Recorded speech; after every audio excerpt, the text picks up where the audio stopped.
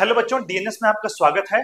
आज के लेक्चर में हम लोग बीएससी थर्ड सेमेस्टर का यूनिट 6 के टॉपिक को पढ़ेंगे, जो है stratified random sampling and it's estimator. ये बहुत इंपॉर्टेंट टॉपिक है, इसको अच्छे से पढ़िएगा।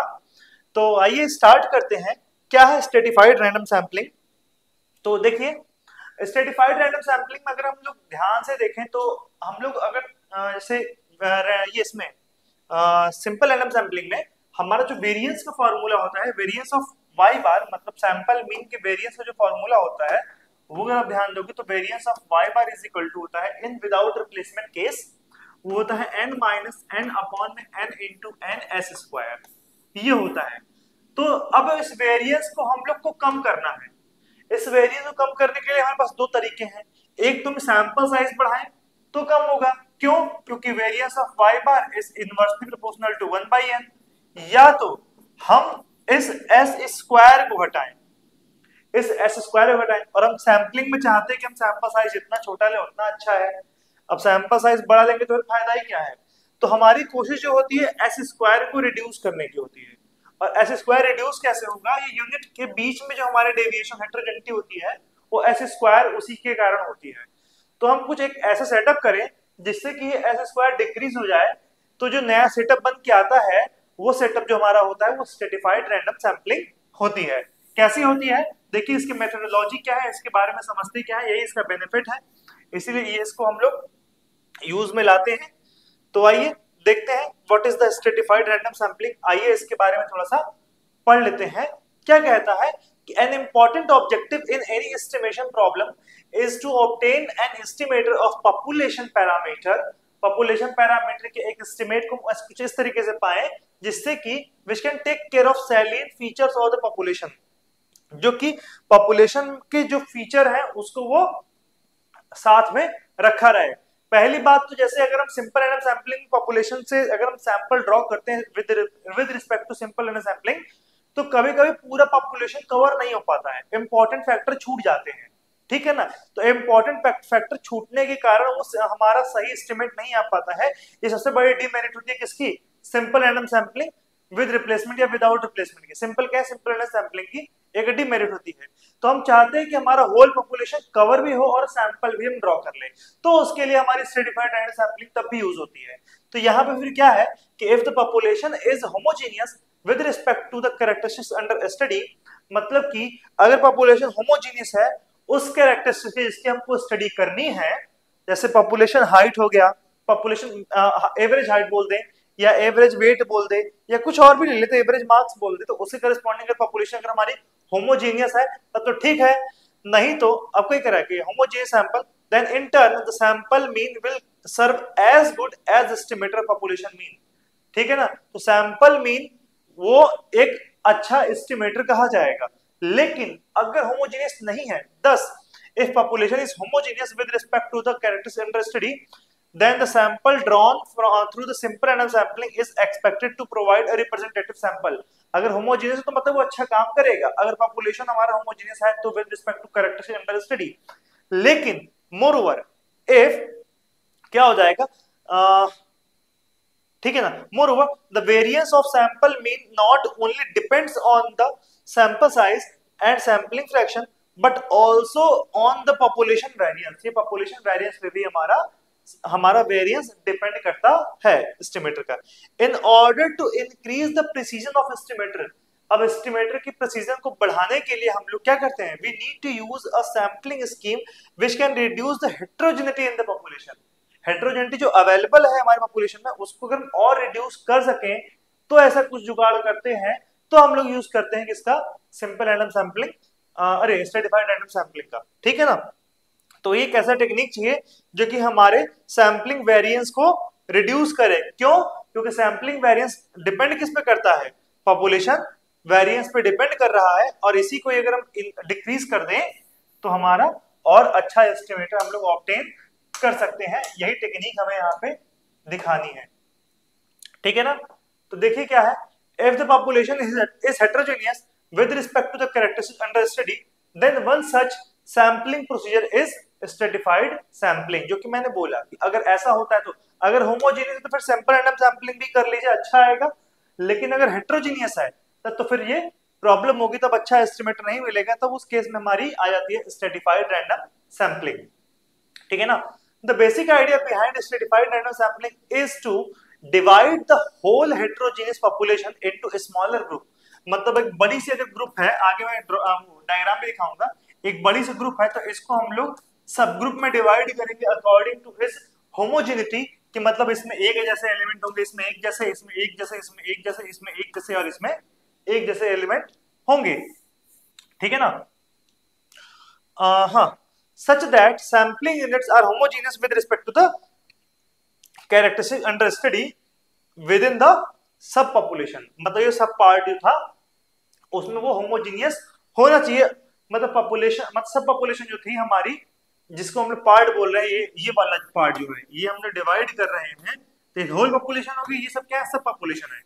तो इसमें जो हमारी यूनिट होनी चाहिए वो होमोजीनियस होनी चाहिए। अब इसमें होमोजीनियस होगी, इसमें होमोजीनियस, तो ऑब्वियस सी बात है कि इन दोनों में आपस में हेटेरोजेनिटी रहेगी। ठीक है ना। और ये मतलब कह सकते हैं कि बिटवीन हेटेरोजेनिटी, बिटवीन हमारे इसमें हेटेरोजेनिटी चाहिए, अब विद इन क्या होनी चाहिए, होमोजेनिटी रहनी चाहिए यूनिट्स में। ठीक है। तो यहां से क्या हो जाएगा, and heterogeneous with respect to the characteristics under study between या अमंग द सब पॉपुलेशन, जो कि भी मैंने आपको बताया। सच सब पॉपुलेशन टर्म्स एज स्ट्रेटा। मतलब कि अगर हम ये क्या कर रहे हैं, इसको अलग अलग ग्रुप में डिवाइड कर रहे हैं और ये नॉन ओवरलैपिंग, मतलब इसके एलिमेंट इसमें नहीं है, इसके एलिमेंट इसमें नहीं है, इसके एलिमेंट इसमें नहीं, मतलब सब आपस में म्यूचुअली डिस्टिंक्ट है। ठीक है ना। तो इस सब को हम लोग क्या बोलते हैं, इन सारे ग्रुप को, कितने हैं, जैसे कह रहे एन ग्रुप है तो ये वो क्या क्या गया, एन स्ट्रेटा। एन ग्रुप्स हैं तो एन स्ट्रेटा। और एक सिंगल ग्रुप क्या कहलाता है, स्ट्रेटम। ये क्या है, स्ट्रेटम स्ट्रेटा है, मतलब इसका ग्रुप्स हैं, और एक सिंगल ग्रुप है और ये क्या है, ग्रुप्स है। तो इसी तरीके से क्या हो गया, सिंगल स्ट्रेटम है और ये क्या है, पूरा हम लोग स्ट्रेटा में डिवाइड किए हुए हैं। ठीक है ना। तो यही हमारा क्या है, यही हमारा, अब इसी इसी बेसिस पे हम लोग स्ट्रेटा बोल रहे हैं और फिर इसी से सैंपलिंग हम लोग करेंगे, इसलिए इसको बोलते क्या, स्ट्रेटिफाइड रैंडम सैंपलिंग कहेंगे। ट्रीट ईच सब पॉपुलेशन, मतलब हर एक जो स्ट्रेटम है उसको एक पॉपुलेशन की तरह ट्रीट करेंगे और उसमें से हम लोग सैंपल ड्रॉ करेंगे। क्या करेंगे, उसमें से सैंपल ड्रॉ करेंगे। हर एक पॉपुलेशन, हर एक सब पॉपुलेशन, मतलब कि ये हमारा क्या हो गया, एक पॉपुलेशन हो गया, उसको हमने ऐसे डिवाइड किया, ये सब हमारे अलग अलग पॉपुलेशन की तरह ट्रीट होंगे। ये पॉपुलेशन, ये अब इसमें से सैंपल ड्रॉ करेंगे, इन सबसे सैंपल ड्रॉ करेंगे। किस मेथड से जो बेहतर होता है, किससे, SRSWOR से भी कर सकते हो और SRSWR से भी कर सकते हो, यूजुअली OR से करते हैं। तो अब हमारे पास मान लीजिए कि के स्टेटा है, तो के स्टेटा में से हम लोग के सैंपल निकालेंगे।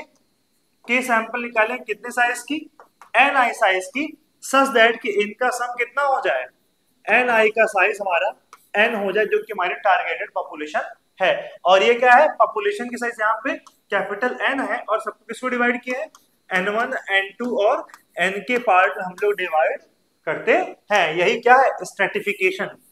क्या है, स्ट्रेटिफिकेशन। आगे बताएंगे। ठीक है ना। तो treat each sub population as a separate population and draw a sample by SRS from each stratum. हर एक स्टेटम से एक सैंपल ड्रॉ करो यूजिंग एसआरएसडब्ल्यूआर या फिर एसआरएसडब्ल्यूआर। और यहाँ पे मैंने लिखा भी है कि स्टेटम मतलब सिंगुलर और स्टेटम मतलब प्लूरल। ठीक। फिर नेक्स्ट क्या है, नोटेशन देख लीजिए क्या करें, we use the following symbols and notation. जैसे एन क्या है, पॉपुलेशन साइज है, के क्या है, नंबर ऑफ स्टेटा है, एनआई क्या है, number of sampling units in ith strata. मतलब कि अगर आई मतलब के पार्ट में डिवाइड कर रहे हैं तो हर एक स्टेटम में जो यूनिट होंगे वो ni होंगे। मतलब पहले में n1, दूसरे में n2, तीसरे में n3, चौथे में n4, ऐसे डिफाइन किया गया है। और उसे को सम करेंगे तो हमें पूरे पॉपुलेशन की साइज मिल जाएगी, जो क्या हो जाएगा, n हो जाएगा। और स्मॉल ni क्या हो जाएगा, small ni number of sampling units to be drawn from the ith unit. मतलब ni में से स्मॉल ni साइज का हम लोग सैंपल निकालेंगे। ये वही डिफाइन कर रहा है, ये वही डिफाइन कर रहा है। ये सब ये मतलब सफिक्स में है नीचे।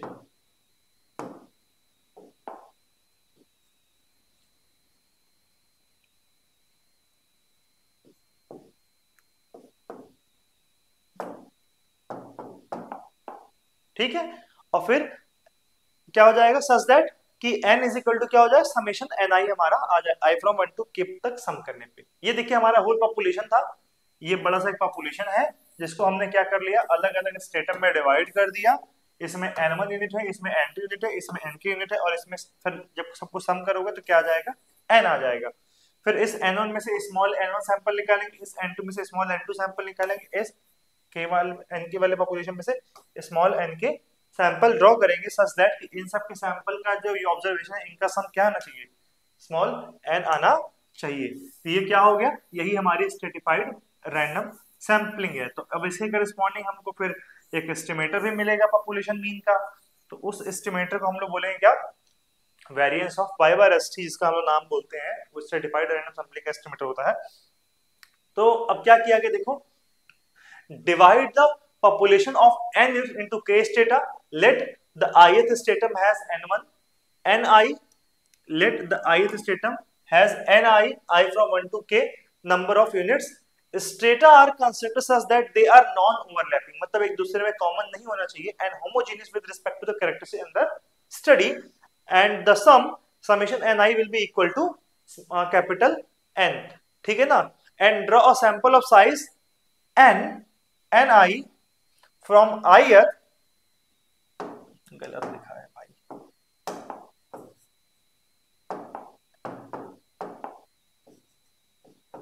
ni from ith I from 1 to k stratum using SRS, preferably WOR independently from each stratum, such that कि समेशन ni जो हमारी किसकी बनना चाहिए, स्मॉल n के बराबर आनी चाहिए। इसी को ही बोलते हैं क्या, स्ट्रेटिफाइड रैंडम सैम्पलिंग, क्योंकि रैंडम सैम्पलिंग कर ही रहे हैं और स्टेटा से कर रहे हैं।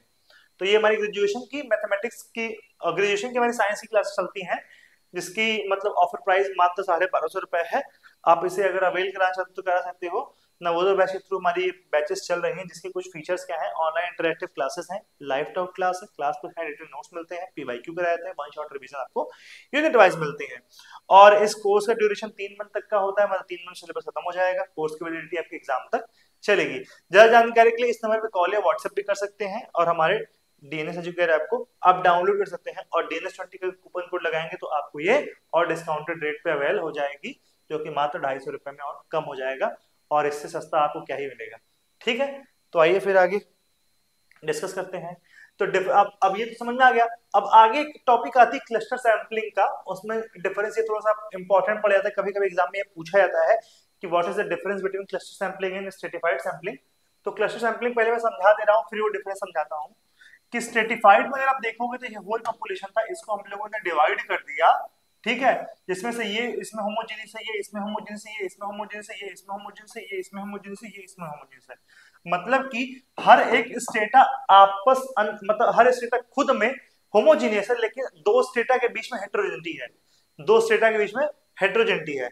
बट क्लस्टर में क्या होता है, क्लस्टर सैंपलिंग में ये पॉपुलेशन रहता है, ऐसे डिवाइड करते हैं, हर क्लस्टर में ही क्या होता है, हेट्रोजेनिटी रहती है। अब इसमें भी हेट्रोजेनिटी है, इसमें भी हेट्रोजेनिटी, इसमें भी हेट्रोजेनिटी, इसमें भी हेट्रोजेनिटी है, लेकिन हर एक जो क्लस्टर होता है आपस में होमोजेनियस होता है, ठीक है ना।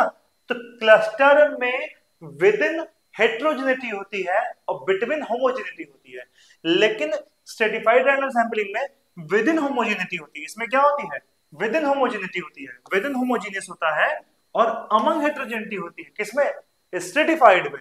लेकिन क्लस्टर सैंपलिंग में क्या होता है कि विद इन हेट्रोजेनिटी होती है। इसको हम अच्छे से एग्जांपल देते हैं कि अभी दिवाली का सीजन बीता है, तो लड्डू आप क्या करते हो कि अगर एक परात है, मतलब थाली है, थाली में इसमें बेसन और चीनी सब मिक्स कर दियो, सारा कुछ मिक्स आइटम है, उसमें सारे आइटम है ना, मतलब कि बेसन भी उसी में है, घी भी उसी में है, चीनी भी उसी में है, इलायची भी उसी में है, सारा कुछ उसमें है। अब उनके अलग अलग आप लड्डू बना लिए, अलग अलग अगर आप लड्डू बना दिए तो हर लड्डू में सेम चीज है, हर लड्डू में सेम चीज है, पर लड्डू में ऐसा नहीं किसी एक चीज का बना हुआ है।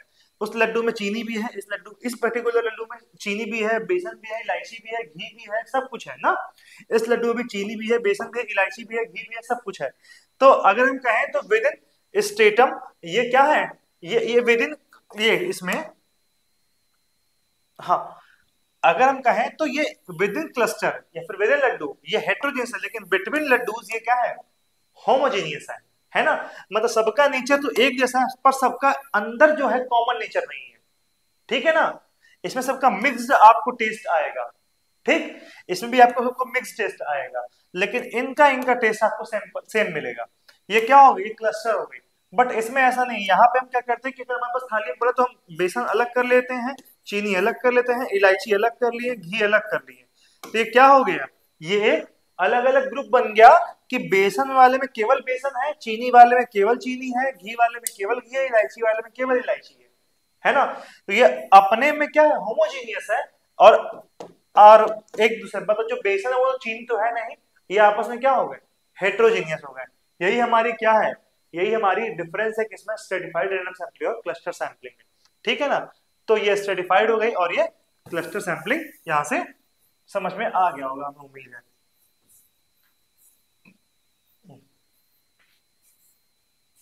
अब आते हैं next.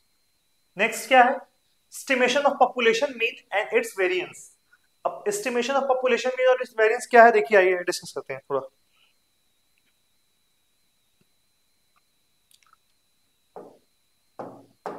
Late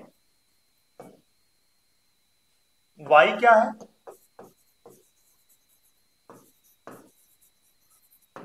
characteristic under study, जो कैरेक्टरिस्टिक की हम बात करना चाह रहे हैं, मतलब मीन, हाइट या वेट एटसेट्रा, जो भी आपको समझ में आ रहा है, ठीक है।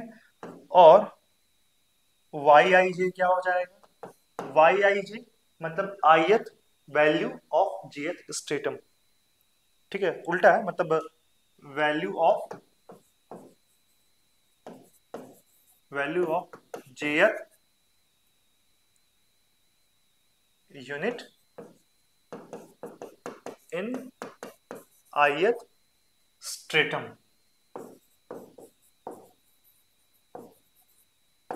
आयत स्ट्रेटम, स्ट्रेटम कितने हैं, के हैं, तो उसकी और जे कितनी है, एन आई पे जाएगी, तो जे की रेंज हमारी हो जाएगी 1 2 up to N I, and I की रेंज क्या हो जाएगी, I is equal to 1 to K होगी, ठीक है। और फिर y बार आई क्या हो जाएगा, y बार आई हो जाएगा, capital Y bar i 1 upon N i, हर एक सब पॉपुलेशन का मीन समेशन, ठीक है, j from 1 to N I Y i j, ठीक है ना। Population mean of ith stratum जिसको बोलते हैं, population mean of ith stratum, ठीक है। और population mean of ith stratum और स्मॉल y बार आई, ये क्या हो जाएगा, 1 upon small n i summation over j from 1 to N i, ठीक है। यहां पे कैपिटल एन आई होगा, सॉरी ये कैपिटल एन आई होगा यहाँ पे,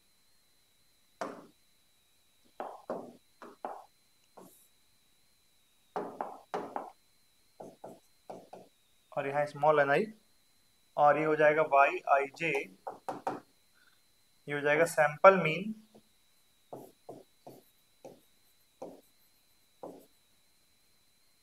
from ith stratum. y bar क्या हो जाएगा, 1 upon N summation I from 1 to K N I Y I bar, ठीक है, which will be equal to, इसको हम डब्ल्यू आई डिफाइन करते हैं, 1 एन आई अपॉन में एन इज डब्ल्यू आई, ये डिफाइन हो जाएगा I from 1 to K W I Y bar I, ठीक है, जो कि क्या है, पॉपुलेशन मीन है, पॉपुलेशन मीन है, जिसको हम लोग ऐसे भी डिफाइन करते हैं 1 upon n double summation I from 1 to k j from 1 to N I Y i j, ठीक है, जहां पे डब्ल्यू i is equal to N I upon में एन, ठीक है। ये कुछ इस तरीके से डिफाइन होता है, ठीक है ना। अब हम लोग एस्टिमेशन ऑफ पॉपुलेशन मीन करते हैं कि क्या है, ठीक है ना। तो अब ये पॉपुलेशन मीन है। अब अगर इसके करस्पॉन्डिंग देखें तो सैंपल मीन हमारा क्या बनना चाहिए, small n summation small summation small n I minus small y bar i. तो क्या होगा, कंसीडर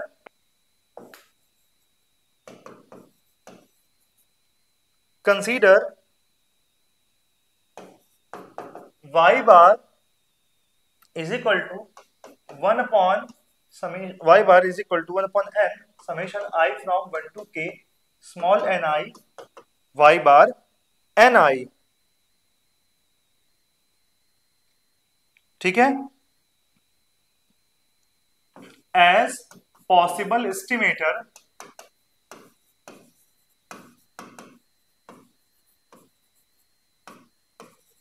ऑफ y बार, ठीक है ना। Now since expectation of yi bar will be equal to capital Y bar because sample has been drawn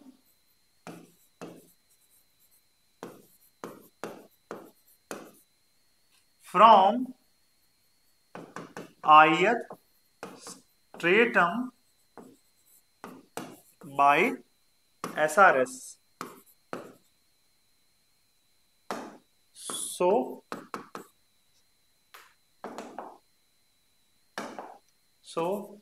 the sample mean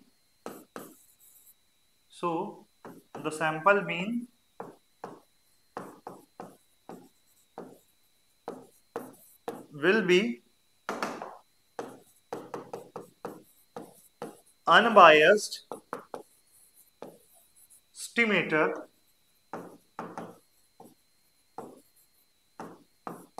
for population mean y bar i। इस case में ऐसे draw हो जाएगा, ठीक है ना। Hence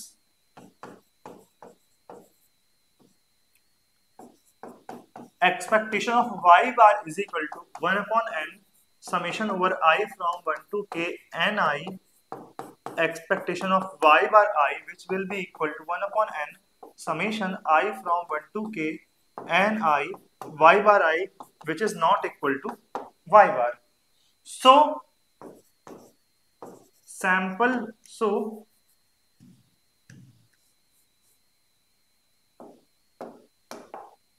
sample mean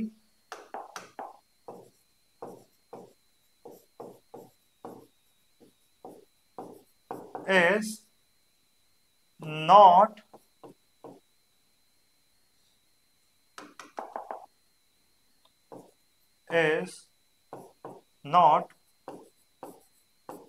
unbiased estimator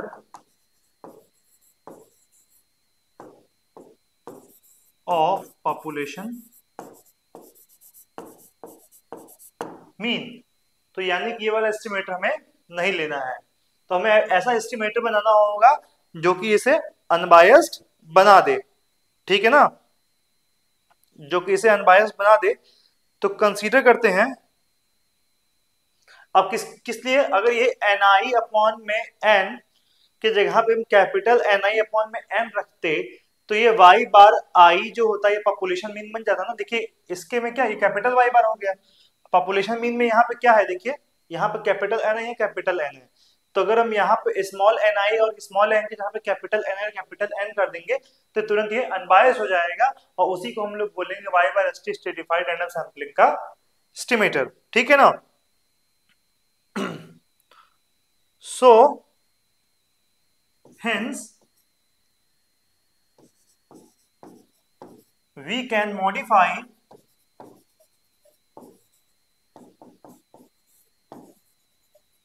our estimator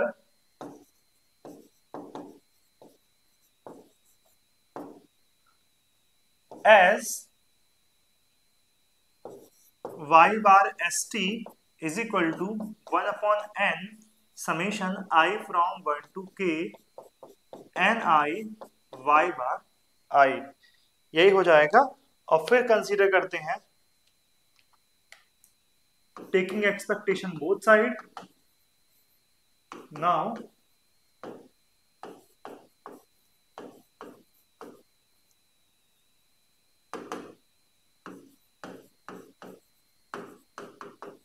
both side expectation of y bar st is equal to 1 upon n summation I from 1 to k n I expectation of y bar I, which will be equal to 1 upon n summation over I from 1 to k n I y bar I, which will be equal to y bar. So y bar st is an unbiased estimator of y bar। ठीक है ना, ये unbiased estimator हो गया किसका, y बार का हो गया। अब now for the variance of y bar s t, क्या अनबायस्ड ही हो गया, एस टी कंसीडर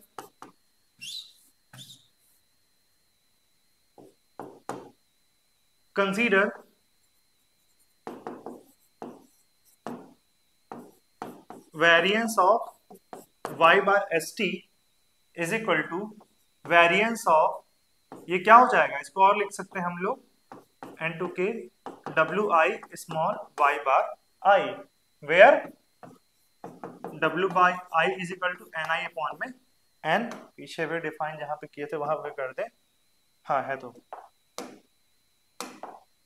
ठीक है। तो क्या हो जाएगा, ये हो जाएगा वेरिएंस ऑफ समेशन, क्या होता है समेशन का variance plus double summation I not equal to J covariance between W I Y bar I comma W J Y bar J, है ना। और फिर ये कितना हो जाएगा, summation over I from 1 to के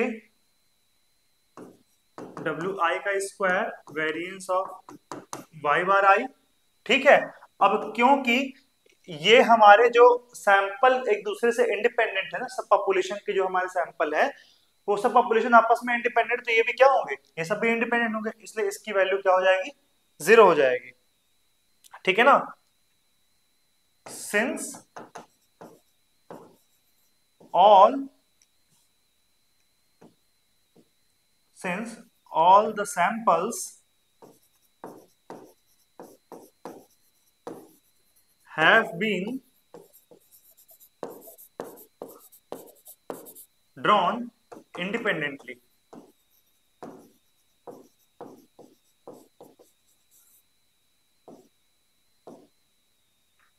ठीक है। तो यहां क्या हो जाएगा, summation over I from 1 to K omega I square, और ये कितना हो जाएगा 1 upon N I minus 1 upon capital N I, ये होता है formula variance of Y by S T का, और एस आई स्क्वायर, यही होता है variance of Y by S T, ठीक है ना। तो इसको ऐसे भी लिख देते हैं थोड़ा सा,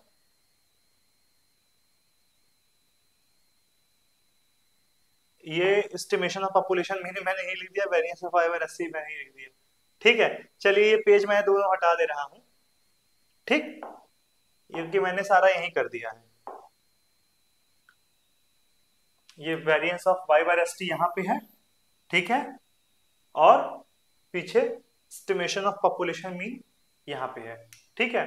मैंने पूरा लिख दिया है, वो पूरा आप लोग इसको समझ सकते हैं, ठीक।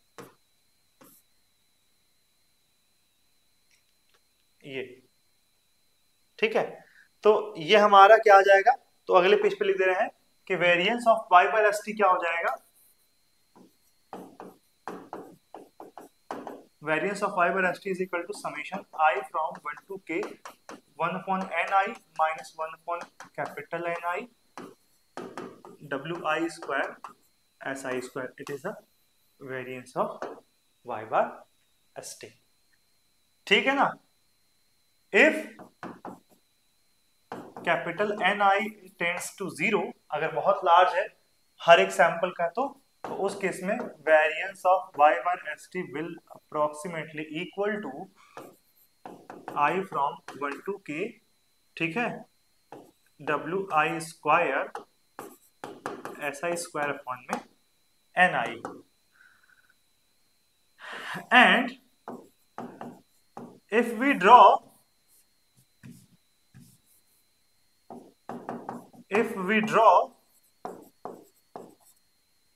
sample by WR instead WR in place of WOR,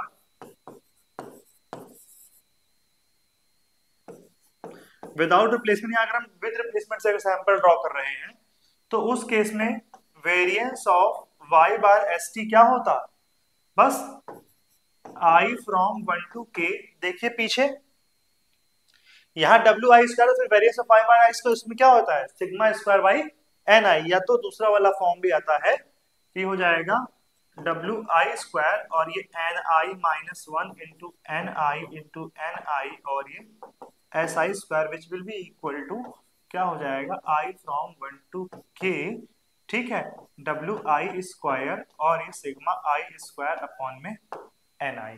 ये भी विद रिप्लेसमेंट के केस में, विद रिप्लेसमेंट केस में ये वाला हमारा है, ठीक है ना? इसमें भी कहेंगे कि if ni is large then variance of y bar st, उस केस में क्या हो जाएगा? Summation over I from 1 to k क्या हो जाएगा? देख लीजिए कि अगर ni बहुत लार्ज है तो ni से ni कैंसिल हो जाएगा, ni माइनस 1 और ni दोनों की अप्रोक्सीमेटली वैल्यू सेम हो जाएगी, है ना? तो उस केस में भी हमारा क्या हो जाएगा? wi square si square upon में ni. तो मतलब अगर बहुत पॉपुलेशन लार्ज है तो विद रिप्लेसमेंट और विदाउट रिप्लेसमेंट से हमें सैंपल निकालने में कोई फर्क नहीं पड़ेगा, दोनों से वैल्यू लगभग सेम आएगी, यहां से आप देख सकते हो, ठीक है? तो यही था हमारा estimation of population mean and it's variance. तो हमें उम्मीद है कि आपको आज की लेक्चर समझ में आई होगी, और मिलते हैं हम अगले लेक्चर में, ठीक है? ये हमारी ग्रेजुएशन क्लासेस चलती हैं नवोदय बैच के थ्रू बीएससी फर्स्ट और थर्ड सेमेस्टर में, जिसकी ऑफर प्राइस मात्र 1250 रुपए. जिसके कुछ फीचर हैं कि ऑनलाइन इंटरेक्टिव क्लास चलती हैं, लाइव डाउट क्लास चलती है, class plus handwritten notes मिलते हैं आप लोग को, one shot revision unit wise भी मिलता है, 3 मंथ की इसकी वैलिडिटी है, ड्यूरेशन है, मतलब 3 मंथ में सिलेबस खत्म हो जाएगा, वैलिडिटी आपकी एग्जाम तक चलेगी. अगर आप डिस्काउंटेड रेट पे और ये अवेल कराना चाहते हैं तो ये DNS20 कूपन कोड लगाइए, जो कि आपको 250 रुपये और कम कर देगा, और आप 1000 में अच्छे से मतलब कि अपने कोर्स को अवेल करा करके आप पढ़ सकते हैं, जिसमें 4 पेपर रहेंगे, 2 मेजर और 2 माइनर के, और आप दोनों को अच्छे से कंप्रिहेंसिव स्टडी कर सकते हैं, अपने नॉलेज को अच्छे से बढ़ा सकते हैं, एग्जाम को अच्छे कर सकते हैं. ज़्यादा जानकारी के लिए इस नंबर पे कॉल या व्हाट्सएप करिएगा. DNS एजुकेट, इस मटेरियल को डाउनलोड करें, DNS एजुकेट ऐप को प्ले स्टोर से डाउनलोड कर लें. मिलते हैं अगले लेक्चर में, तब तक के लिए जय हिंद.